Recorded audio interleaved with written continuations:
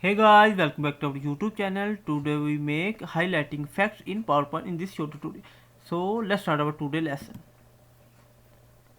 Escape, Control and new slide open. Control A, remove by default text and close thumbnail.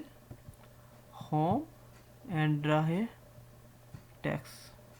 Highlight, type here highlights. You can draw your desired text.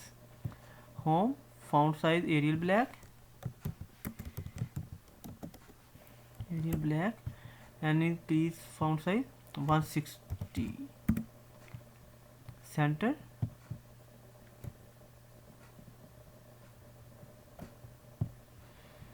insert and here simple shape,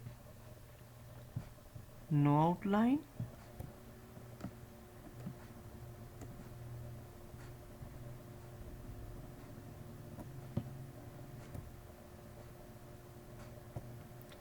format, no outline and fill with yellow orange color. Animation,